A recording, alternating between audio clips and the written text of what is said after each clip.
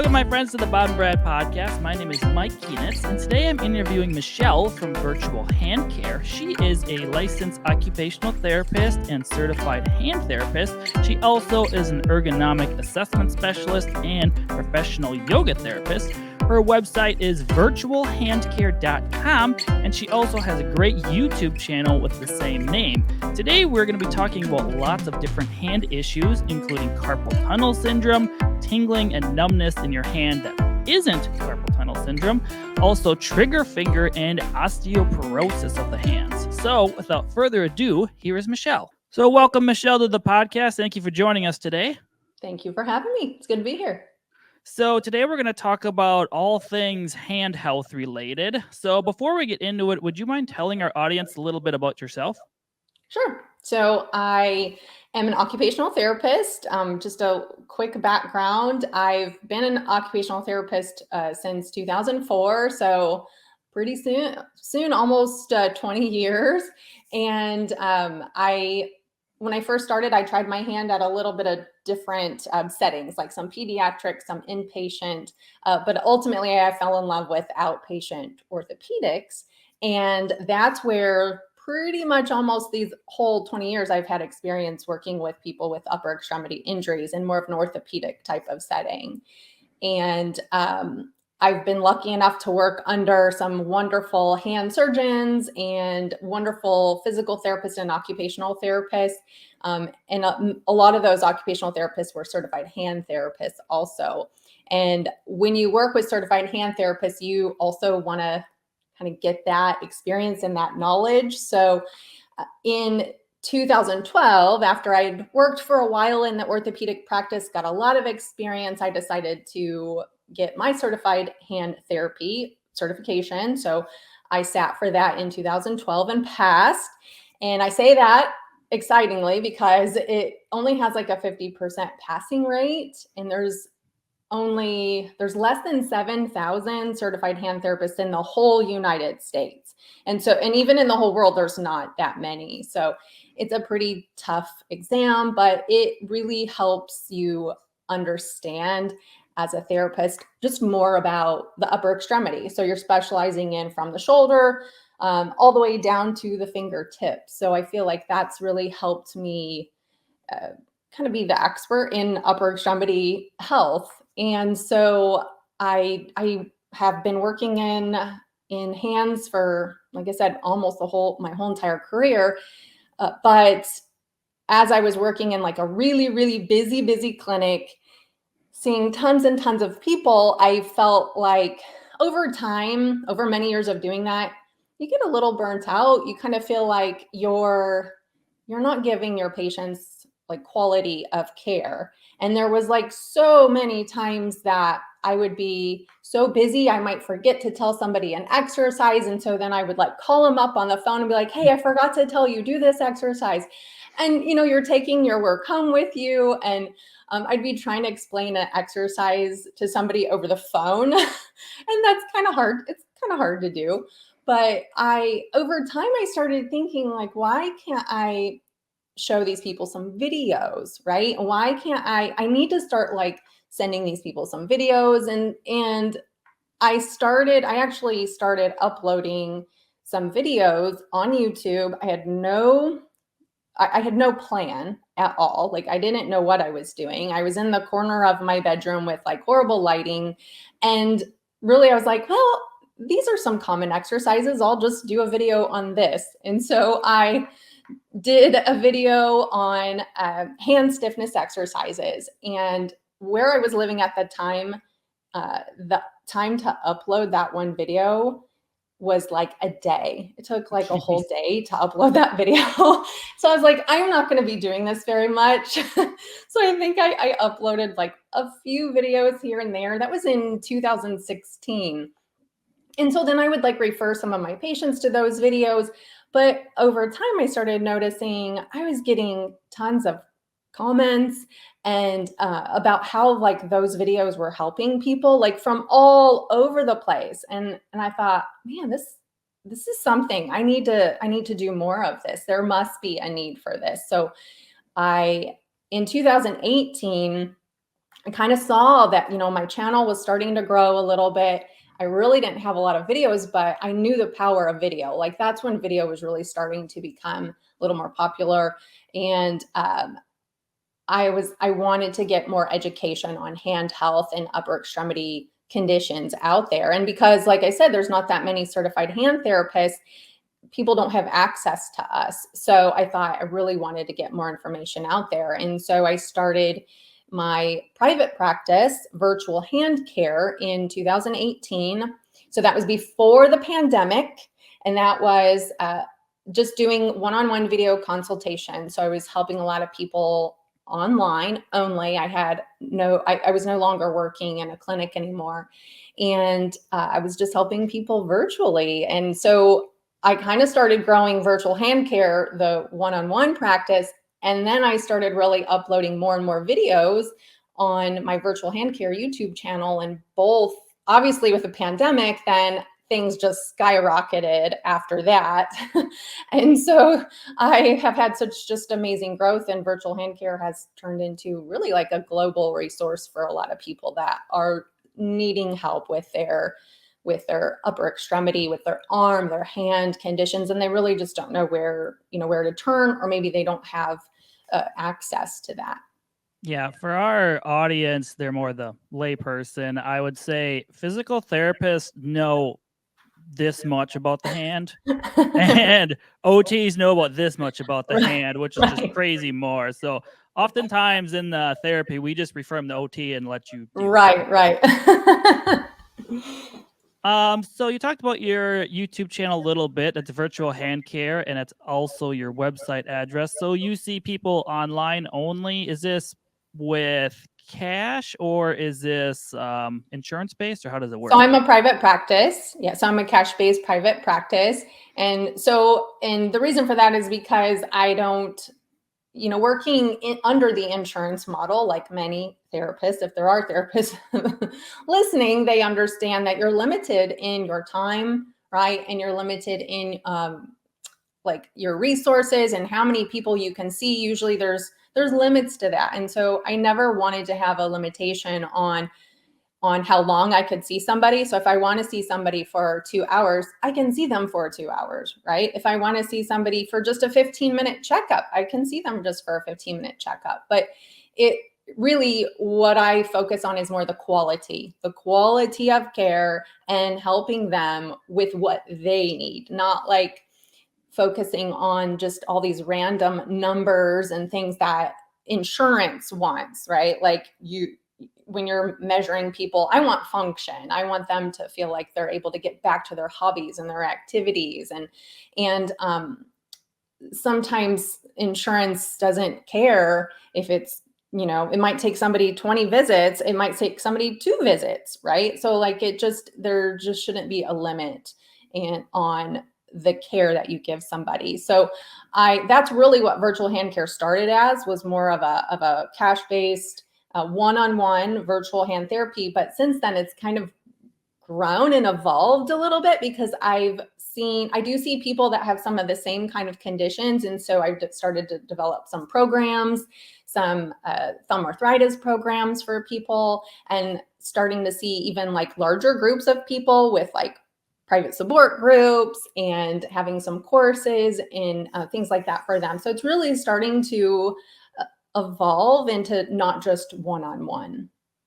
Yeah, your website, you have a lot of different offers. I was going through and looking at your programs and everything. It's Yeah, so ergonomics, and because I'm also, within all that history, I also decided to get my certified ergonomic assistant, a specialist certification, and a yoga therapy certification as well. So I kind of dabble in a little bit of everything, because I really like to see the whole person, right? It's not just like the physical aspect or just getting them, more mobility and strength. It's also, I see so many people that, yes, they do have limited movement, but it's affecting them being able to play guitar, right? Or it's affecting them being able to crochet maybe a blanket for a new grandchild. And they're very frustrated that they can't use their hands for that creativity, right? And what keeps them busy and what they love to do. So that's really I like to look at more whole person and how it affects them.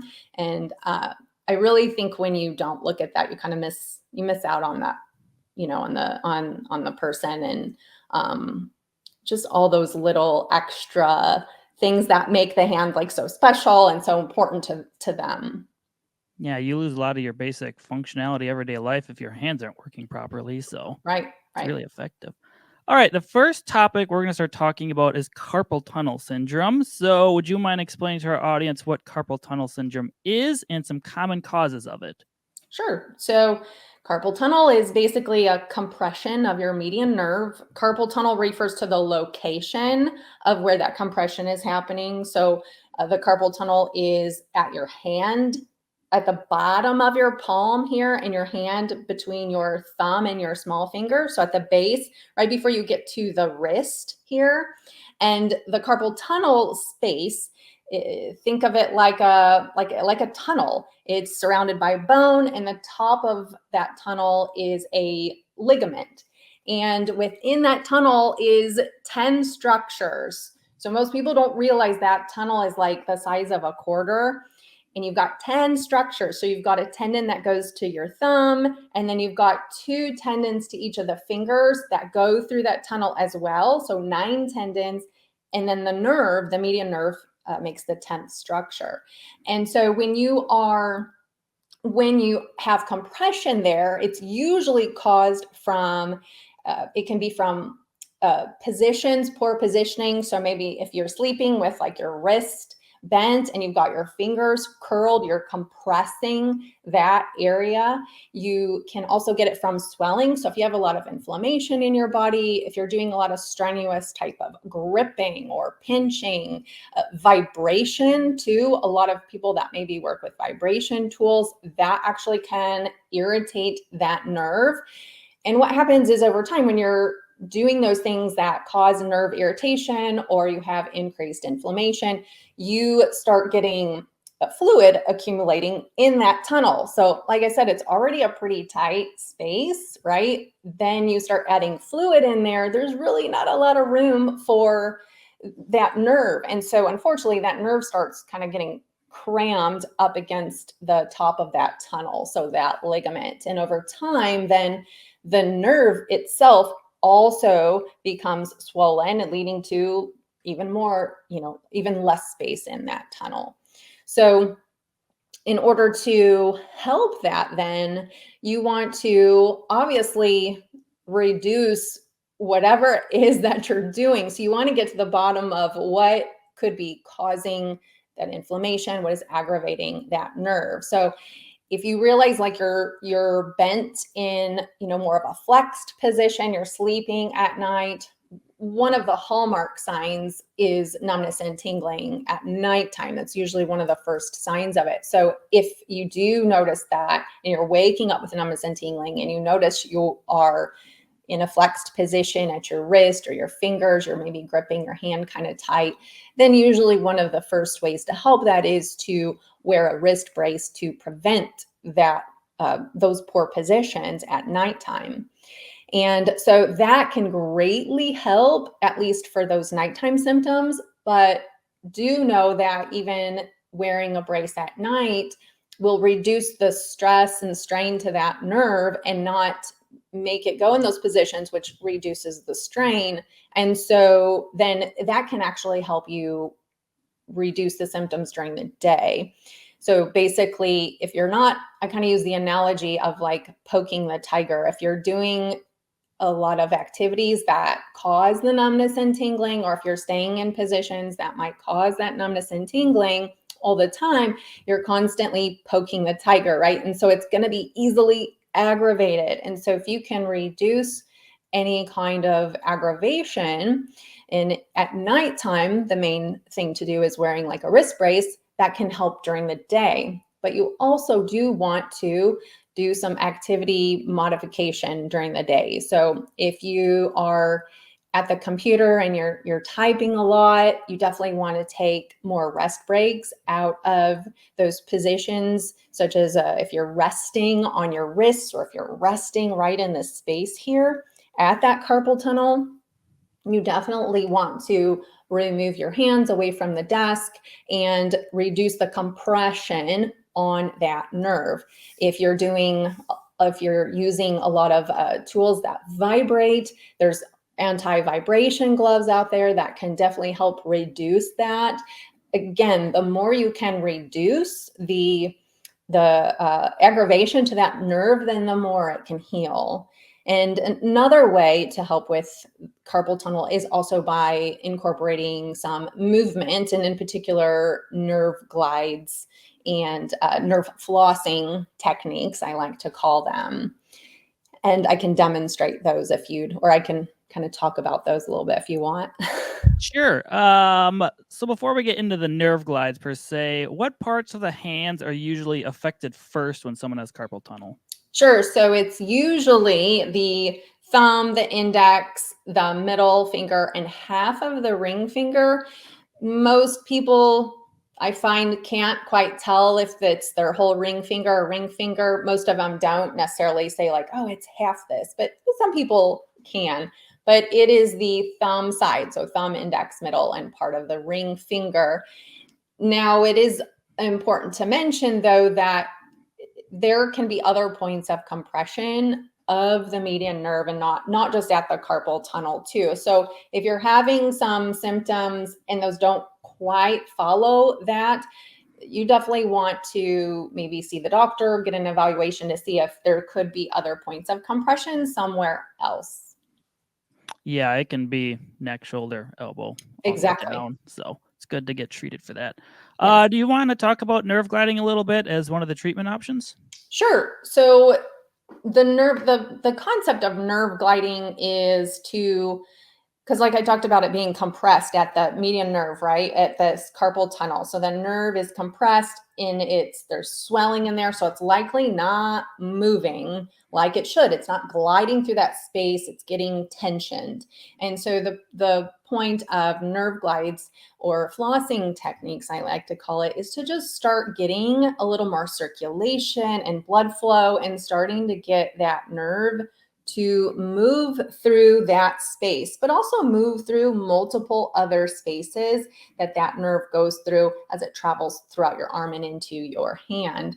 So I like to use a flossing technique because think of it like flossing your teeth, right? You're going to floss through the little spaces between your teeth. So you want the nerve to move through the little spaces throughout your whole entire arm.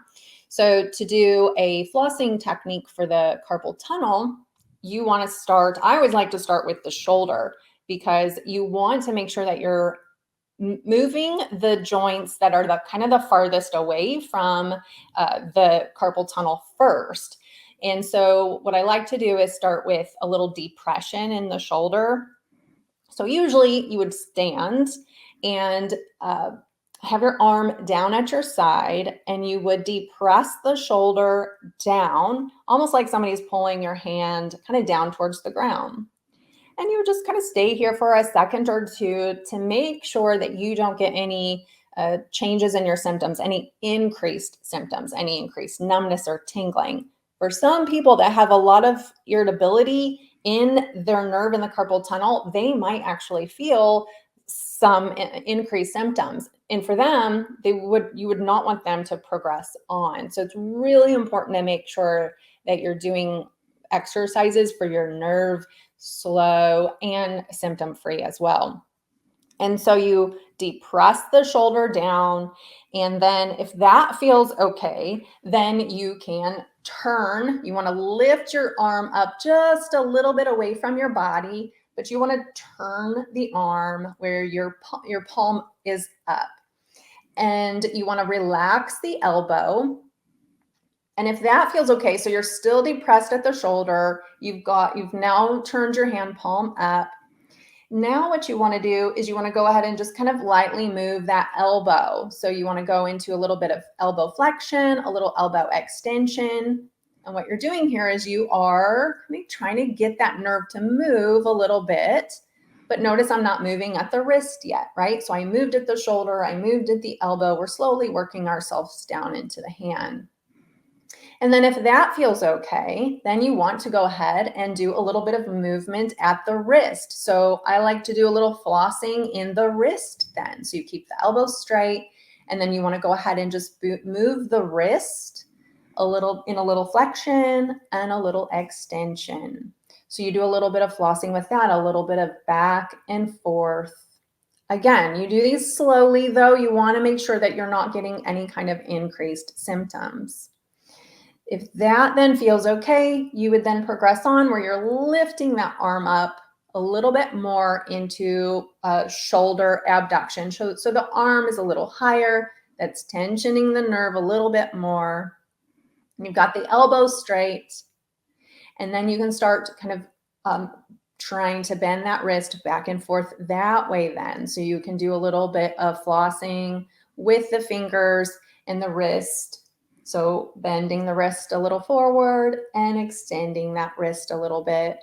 Again, just kind of keeping an eye on that nerve, making sure you're not getting any kind of increased numbness and tingling. If you do, you would back up and you would not progress through this whole entire flossing technique.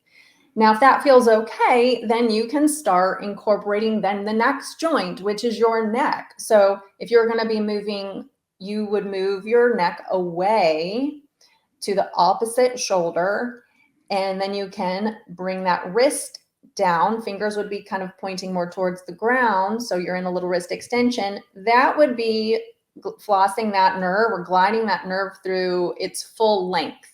Now, for most people, that might be too much for them, so they would not progress that far. So then you wouldn't incorporate the neck, but you could stay here and just floss and move the wrist. You can curl the fingers up and bend the wrist, and then you can even then move the neck, because now I've slacked the nerve a little bit in my wrist. So then you would just kind of relax down. Hopefully that makes sense. It's easier to kind of do it at the same time and watch that. And so the key though is to make sure that you progress slowly, because you want to pay attention to how that nerve feels, and you want to make sure that you do you progress in those phases without aggravating that nerve or producing more symptoms, because the nerves are not like muscles. They're gonna, if you're gonna aggravate them and overstretch them, that exercise is not going to help you. It could actually make your symptoms worse. So for the listening only audience, if you want to visually see it, it's on the Bob and Brad podcast YouTube channel. So if you need visualizations, it is over there. So besides nerve glides, what are some other treatment options for carpal tunnel syndrome? So like I mentioned, the wrist brace at night, right? So making sure that you are not adding increased pressure to that carpal tunnel space. So wearing a wrist brace at night, that will help keep the wrist in more of a neutral position. Activity modification. So that's where I kind of tell people, become a little detective. Is there activities that you are doing where you're noticing those symptoms coming on, and trying to figure out how can you change or modify that activity so that you're not continuing to aggravate the nerve. So if you are leaning on your carpal tunnel area when you're typing and you're doing that for hours and hours during the day, you want to make sure you are coming off of that carpal tunnel area, getting your arms out of that position and not constantly resting on that area. So I would say wrist braces at night, the nerve glides or the nerve flossing techniques a couple times a day, so that you can get some increased circulation to that area and get that nerve kind of unstuck in that swelling there at the carpal tunnel. And then really activity modifications are also good, but also making sure that you do go and see your doctor to make sure that truly is where your compression is happening. So you want to make sure it's not, like you said, like in the shoulder or the neck, in the, even in the elbow. Do you see people after they have carpal tunnel release? Isn't that what they commonly call it? Yep. Yes. Yeah. So surgery is an option for people too when conservative treatment isn't working for them, or maybe it's just not it's not as bad. Maybe they haven't, not everybody wants to jump into surgery, so they want to try conservative treatment, right? But unfortunately, sometimes it doesn't work for everybody. And so, yes, I will see them for a carpal tunnel release. And really, that's a moving type of surgery. So that's the good thing, is that most of the time they do the release, they cut that little ligament to take the pressure off of that nerve, so the nerve is not compressed anymore. And that's kind of a very simplified way of saying it. And then, but you're moving, you're getting your fingers moving, you're getting those tendons that still run through that tunnel. You're moving the tendons, and usually there's a little bit of like a window of time that you have to kind of just not do as much activities. Like you have to be careful with strengthening too soon. There's just things like that. But most of the time you go based on your pain level as far as how you progress. But each doctor has their own little protocol to follow after the surgeries. Sure. So visually in my mind, I'm remembering a patient who was a truck driver and he had the releases. Is that common? Is it just because they're constantly... I think it's like the vibration from the road, like that's the vibration of driving. It's the positioning. Some of it's the tension too. I notice a lot of people that drive, like they just automatically like clench their fists so tight and they're hanging on to the steering wheel, when really, like, you could reduce that tension quite a bit, right? And kind of just take the force and pressure off of those tendons. So yeah, and they're also not moving as much. They're probably driving, right, for many, many hours. And so might not be a lot of circulation, right? You're not getting your heart rate up as much. And so some of that kind of fluid and swelling might kind of stay in the hands too because of that. Sure. I would imagine too, because your arms elbows aren't supported as much either. So it's all just going through the hands. Right. So besides carpal tunnel in the hand, if someone has tingling and numbness in like their pinky finger and their fourth finger, what is that commonly caused by? So that's commonly caused by cubital tunnel. So that's very similar to carpal tunnel, but again, that's a compression of the ulnar nerve, and that location is the cubital tunnel, which is at the elbow, so at the inside of the elbow, and that usually causes numbness and tingling, like you said, to the small finger side and half of the ring finger. But typically that comes from the elbow. But again, just like with any kind of nerve compressions, there can be compressions of that nerve elsewhere. You can even get compression of the ulnar nerve even into the palm too. That's a Guillen's canal is what that's called. But yes, it's important for people to kind of be able to identify which side of the hand is numb and tingly, because that can definitely help then can figure out which nerve is compressed. So if someone has cubital syndrome, what should they do?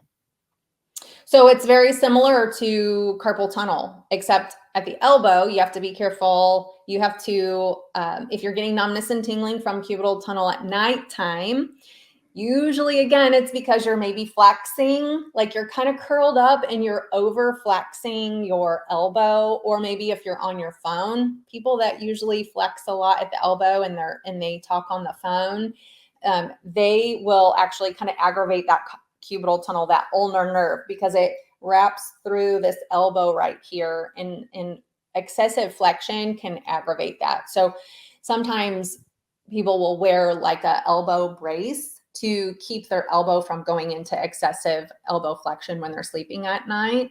So that's usually one way. And another way is nerve glides. So again, doing some nerve flossing of that ulnar nerve. And that's a little bit different because from the carpal tunnel nerve, because you're targeting the ulnar nerve. But you want to increase the circulation. You want to make sure you're getting that ulnar nerve to glide through that space. Because again, if it's compressed, it's likely swollen and likely not really moving and gliding through that elbow. And activity modifications as well. So if you are, like I said, doing activities where you're bending a lot, or you're leaning on your elbows too. A lot of people sitting at desks, again, get tired and they're just kind of leaning to one side. In fact, I've been doing that myself. I've been noticing my left hand I've been getting some cubital tunnel symptoms, but I realized it's because I'm constantly just kind of leaning my arm and my elbow on my armchair, on my armrest. And I know that's what that's from because I've been doing it excessively. And a lot of people may not realize, but leaning on the elbow at your desk or your armchair, or maybe leaning it in your car too, you're just constantly compressing that. And there's not a lot of fatty tissue there, right? Same thing in the carpal tunnel. We don't have a lot of fat there. There's no padding. It's not like our rear end, right? We just don't have that extra fat or padding. And so those nerves can get very aggravated if you're constantly just compressing and leaning on them. Yeah, so I'm guessing it's probably pretty easy to differentiate between golfer's elbow and cubital tunnel syndrome, isn't it? Yes, yeah. The golfer's elbow wouldn't cause numbness and tingling. I No. mean, you could have both, right? But yeah, the numbness and tingling is always usually more of a sign of some nerve issues going on, nerve compression. And if you don't have the numbness and tingling, but you're having pain on the kind of inside of the elbow, and that could be more indicating of more of like a golfer's elbow. Sure. All right, my next subject is trigger finger. So, can you tell us what trigger finger is and what causes it? Sure. So it's very common, very, very common. Trigger finger is known as stenosing tenosynovitis. Basically, it's a really fancy word for swelling within the synovial fluid of the tendon. So our tendons have a sheath around, think of it like a covering around it, and that provides nutrients and lubrication for the tendon. But if you're doing a lot of like repetition, a lot of gripping, if you have more inflammation in your body, even sometimes medications can cause that. If anytime you're bringing more inflammation to that area or aggravating the tendon, that synovial fluid within that sheath will increase. So that's where the synovitis comes from. It's the inflammation of that synovial fluid.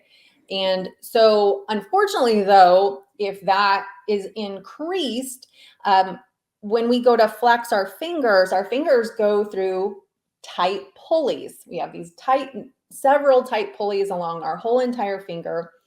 And I kind of use an analogy of like pulling a grape through a straw. Like you got this like swollen tendon. Sometimes you can even get a nodule as well. There are a percentage of people with trigger finger or trigger thumb that will develop a nodule. But you've got this very swollen sheath, right? The swollen tendon that is trying to pull through a space like a straw, basically. And so depending on the grade you have or how severe it is will depend on how that presents on your hand. So there's different stages. So for some people, it's just tenderness. Like when they first start getting kind of that inflammation in there, they might just notice I'm pretty painful or tender down here in my palm. And for the thumb, same thing. It's a little bit lower. It's kind of down at the base of the thumb here. And then it can progress to where it starts kind of clicking or catching or, a little bit of locking, but most of the time people can still open their hand back up. So it's when you flex. So when you flex your thumb or when you flex your fingers, that's pulling that area that's swollen through the pulley. And in particular, it's your A1 pulley down in your palm and your oblique pulley down in your thumb. But you can flex, but what happens is your flexors are pretty strong, so they can flex you through all that pulley. But when you go to try to extend, our extensors are just inherently a little weaker, and it has a hard time extending through that swollen area. So you have a hard time, straightening then the fingers back up through that pulley. And then unfortunately, it can progress and become worse to where it gets stuck all the way down. Your finger can get stuck. Your thumb can get stuck across, down where the tip of the thumb gets stuck. and you have to like manually try to unstick it or unlock it. And that's usually very, very painful. And then it can then even progress even more where it just gets stuck where you either can't flex it all the way down, or you can flex it down and it's stuck down, and you have the hardest time lifting it up and trying to straighten that finger or that thumb back up and out. Can be pretty painful as it advances on. So what's commonly causes that is just overuse of the hands? Usually, yeah. Usually it's a lot of gripping, a lot of sustained positions that are kind of forceful for the finger or fingers. But like I said, there's also some medications that I have come across some people that have taken certain medications that actually can increase their chances of some tendinous issues like trigger finger. And so it's usually a repetition kind of thing, but I've seen, like I said, it doesn't have to just be repetition. It can be sustained grips and holds. So a lot of forceful type of activities where your hands are staying gripped then for longer lengths of time, and then some medications too. Yeah, my mother had trigger fingers. She actually had to have surgery, but hers was she's obsessed with like gardening and flower beds. So Oh, she's constantly just constantly. Yep, yep. yeah, that was her problem. So what are some common treatment recommendations for this? So usually, I mean, you can go and get an injection for it, but that's usually just like a 50-50 chance. Sometimes it helps, sometimes it doesn't. But I always usually like to try conservative measurements first before you jump into something like surgery or injections, just because the injections have some side effects. And so I like to use the Band-Aid trick. So I like to either use a Band-Aid or use like an oval 8 ring to reduce or completely try to stop the clicking or locking. So the concept of stopping the clicking or locking will help reduce the strain to that tendon and allow that to rest. So unfortunately with our fingers, the only way to do that is by blocking one of the joints of the finger. So you can use a Band-Aid around the middle joint of your finger. So if it's the middle finger, you can put a Band-Aid or two around the middle joint of the finger. That still allows you to use your hand a little bit, but not flex so much to where that swollen area goes through that tight pulley. So the Band-Aid can block you from gripping too tightly and triggering. And same thing with the thumb. You can put a Band-Aid around the tip of the thumb too to block that excessive flexion that causes that triggering. And so the idea is that you're almost kind of splinting, right? So that you can rest that area.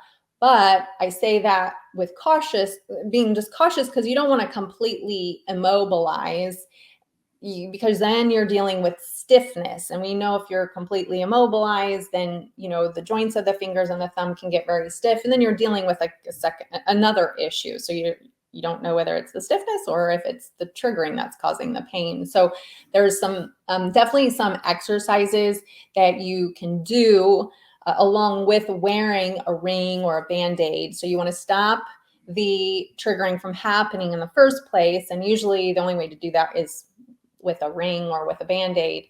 And then you want to then a few times a day do some gentle exercises to the finger, meaning like manually. So you want to use your other hand to passively move your finger or your thumb through the full range of motion because you don't want to get stiff.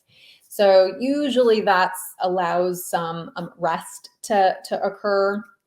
And like I said, there's studies that show like there's about a 50% chance that it can work. And I've had lots and lots and lots of success with people healing their trigger finger without using injections and surgeries.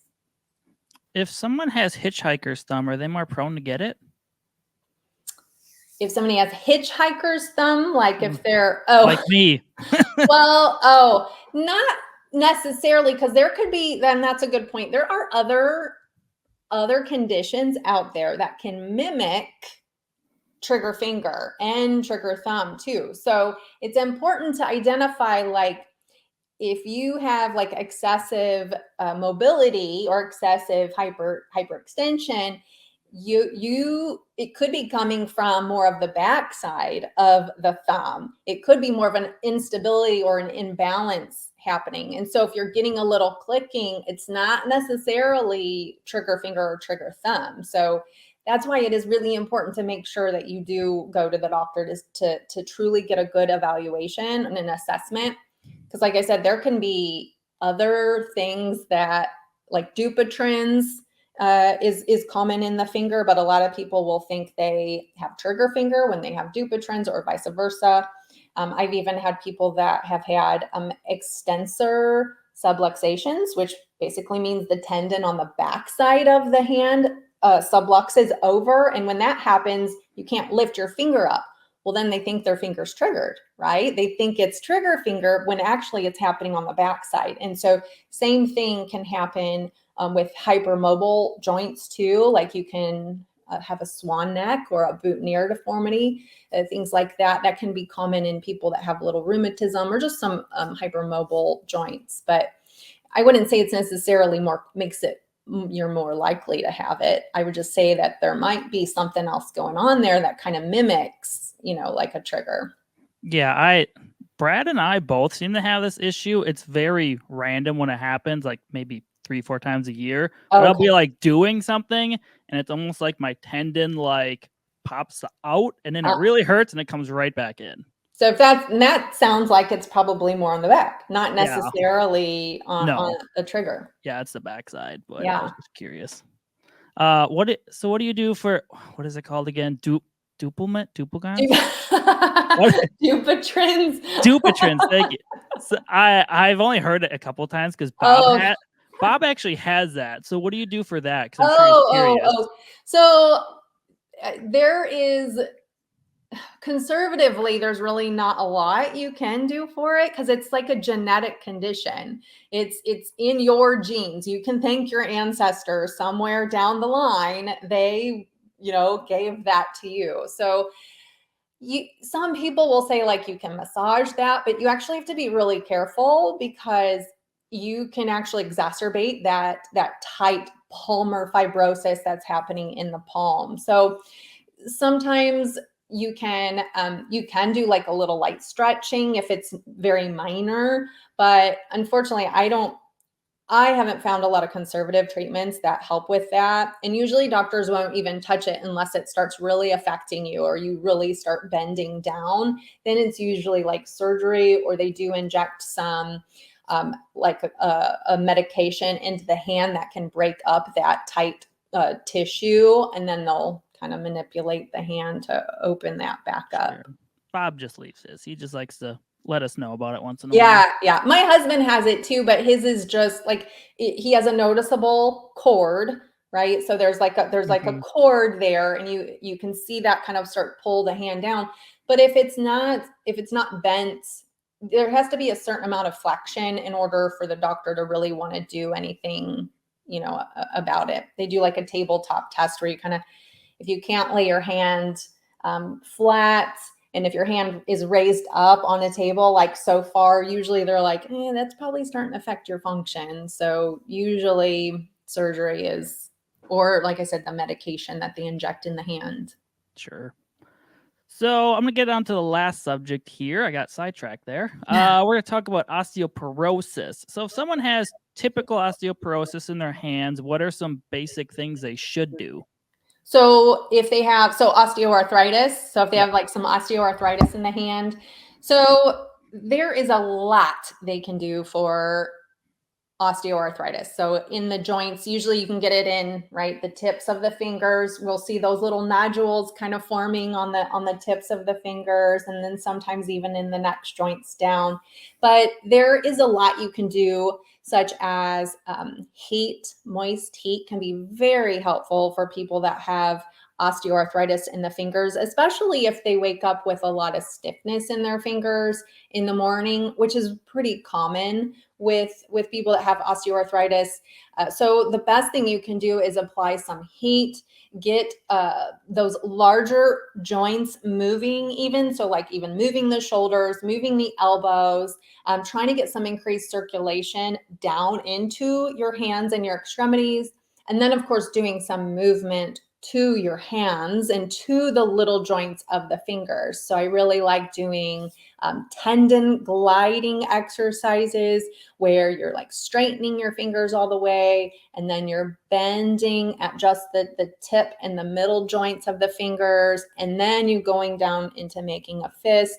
Sometimes that can be a little sore and painful. And so if that's the case, then doing little joint blocking exercises like DIP blocking, that's when you're bending just the tip of the finger. And then the next joint down is PIP blocking.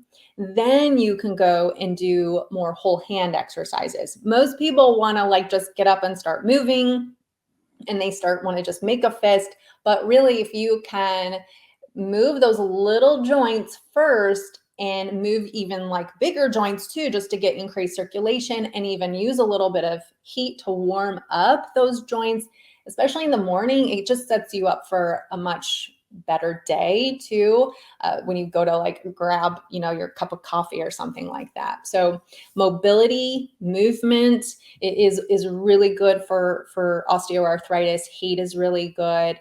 And finding balance too, like making sure that you're not overdoing it, because we know that osteoarthritis doesn't like not to move. Your joints don't like complete immobilization because they get really stiff and that's painful, right? But then it also doesn't like excessive or really aggressive types of movements either. So, if you're using your hand a lot for a lot of activities, then just kind of making sure that you're finding a balance and you're, maybe kind of, so if you're out in the garden, like your mom, if she's like out in the garden, she's weeding and doing all this stuff and she's out there for hours and hours, then she might want to, then when she comes inside, maybe take it a little easy, not decide to bake a cake for somebody, right? Or like decide to do even more activities inside. So definitely finding a balance and a rest there so that you're not constantly stressing those joints and leading to even further joint damage. So for moist heat, if say the person's at home, do you recommend just like under warm water or a warm cloth or like a gel hot pack or something? Yeah, so there's several different ways. I personally really like using warm water at the same time as movement. So that's really the best way to optimize your mobility is to move with the heat at the same time. So if you have, if you're taking a shower in the morning, do some of your tendon gliding exercises right then and there with the moist heat, or fill up your sink with some warm water and do a little bit of that.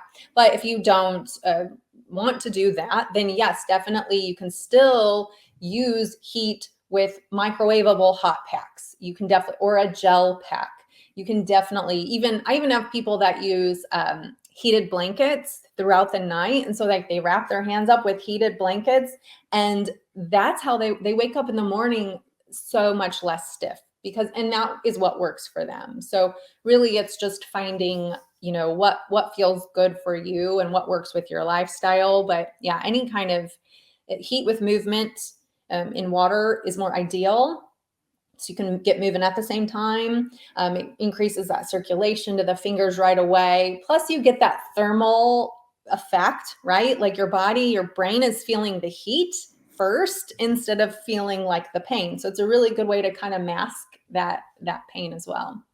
Yeah, for our audience in the clinic, we use paraffin wax a lot, and they really liked it. But I realize that gets very pricey if you're trying to do that on your own. Right. Yes. Yeah. But it is excellent. I mean, some people swear by it. They say that's how they get their hands moving, and that works for them. And yeah, I love paraffin if you can afford that. But yeah, it does get pricey. And then paraffin bath is a couple $100. Some of them are, and then add the paraffin and all that, and cleaning it and all that. Yeah, when we didn't have anyone using it, we would often put our hands in there because we live in Minnesota, so winters get cold. Oh, yes. So we would Yes. just stick our hands in there a lot. You just have to be able to sit still, right? So if you're using both hands and paraffin, like it's not like you can get up and go do anything either. Yeah, So one at a time. yeah. So if a person has osteoarthritis in their hands, what are some things they should avoid doing? So like I said before, like anything that's kind of excessively going to stress or strain your joints. So if if you are gripping a lot or you're picking up really heavy things, you're feeling some pain afterwards. I mean, it's going to be a little different for everybody depending on the grade of arthritis that they have. But if you're doing some activities and you're feeling just some achiness in those joints, it might be time to modify that activity. And so anything that is like gonna kind of torque your hand to the side. So, things like opening jars, right? Like when you open a jar, you're adding a lot of force and a lot of torque. And so if you have osteoarthritis and you haven't built up some strength, in your hand, or if that's a painful activity for you, if you're in those active stages of osteoarthritis too, some people you're in those different stages where things are just starting to kind of change in the joint and you get a lot of pain. So things like torquing, turning jars and bottles, anything that kind of makes your fingers kind of go to the side can be a little more damaging to those joints. It kind of pushes them. So if you can use adaptive equipment like electric jar openers or electric bottle openers, things like that, that can greatly reduce the strain because you're saving your hand. Even just that little task, you're saving your hand so that you're not constantly aggravating it, right?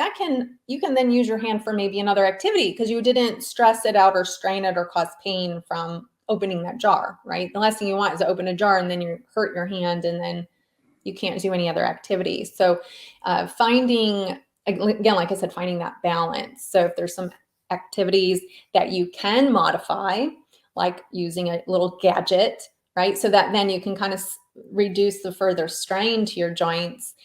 Picking up really heavy things with your fingers, like grocery shopping bags and things like that. So many times we use our fingers to carry like 5 bags on each hand and each finger. Like that's a lot for those fingers. So I usually recommend use your biceps, use those bigger muscle groups, right? Don't put like really heavy objects on the tips of those fingers. They're not going to be happy. And over time of doing that constantly, right? That's the wear and tear. That's where that osteoarthritis comes from. Like the wear and tear, you're just constantly kind of wearing and tearing those joints. So are there any other exercises besides what you mentioned earlier you would have someone do?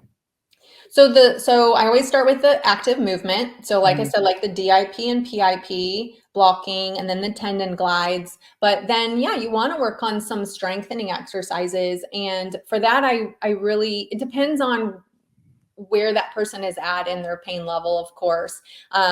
If they're at the kind of the beginning stages, I like just using like a soft, slow foam block because it allows you to go through the full range of motion and you can do light squeezing with some resistance without overstressing those joints. So I like slow foam.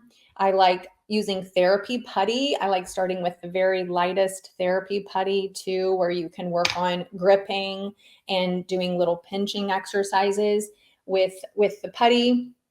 And then I also like using like a small ball where you're not just working on just gripping, you're working on more of an isometric sustained grip where the ball is kind of conformed in your hand. It's protecting the joints so you're not squeezing all the way through. So if something like squeezing foam or putty is a little sore for someone, then you get a more firm ball and you can start just with simple isometric grips where you just hold and squeeze a firm ball for a couple of seconds and then release that way. So that's another good way to at least add some strength to the hand. And then you can, as that feels good, you can slowly start increasing the resistance and the length of time that you use it.